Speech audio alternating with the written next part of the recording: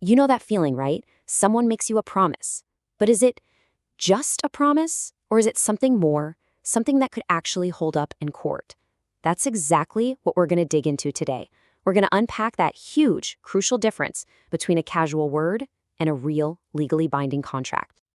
And look, this isn't just some abstract legal thing. It comes up all the time, right? From, a simple promise you make to a friend all the way up to a major business deal. So, how in the world do you tell them apart?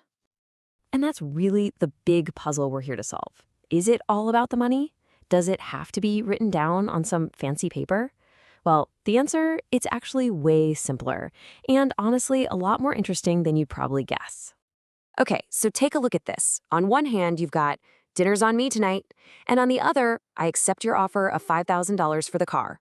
I mean, your gut just tells you these are totally different, doesn't it? The dinner offer, that's just a nice, friendly thing to say. You're not going to sue your buddy if they forget their wallet, right? But that car deal, whoa, that feels solid, official. So what gives? Why do they feel so different? Well, that feeling you have, that gut instinct that tells you one is just a casual chat and the other is a serious deal, that's not just in your head. It's actually a massive core idea in contract law. And honestly, it's the key to this whole thing. Yep, the legal world has a name for this invisible line in the sand. They call it the intention test. And that is what separates a totally empty promise from an agreement that a court will actually enforce. So here's the bottom line. For a contract to even exist, every single person involved has to have intended for it to be a legally serious thing. It's got to be a real meeting of the minds.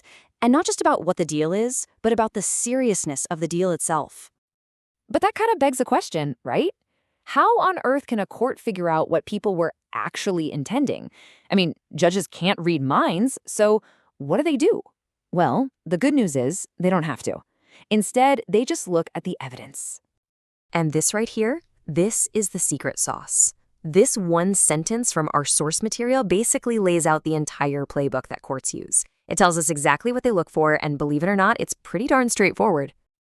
And what this does is it gives us a really simple two-part framework.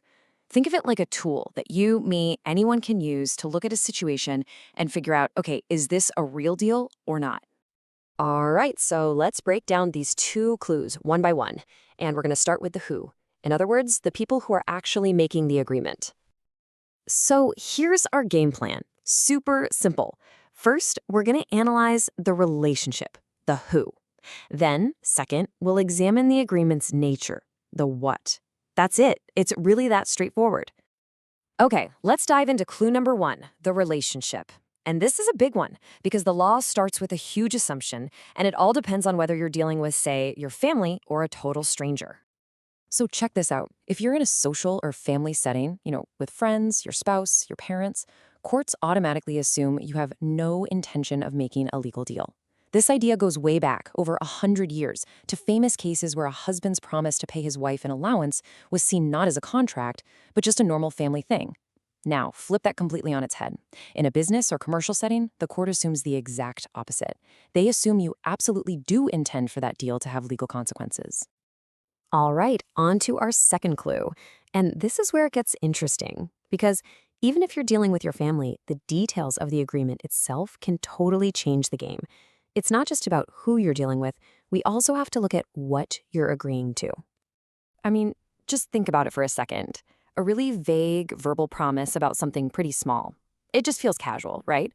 But what about an agreement that's all written down with super specific terms, and it involves a lot of money or some major property? Yeah, that just screams seriousness. It screams intention.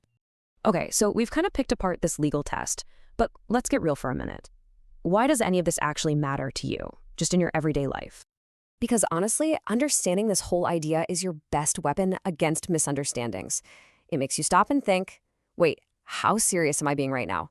And just as important, how serious does the other person think I'm being before you go making promises or shaking on a deal? So let's wrap this all up in a neat little bow. The number one thing to remember is intention. That's the whole ballgame. And to figure it out, you just need those two clues we talked about. Who's involved, the relationship, and what's it about, the nature of the deal.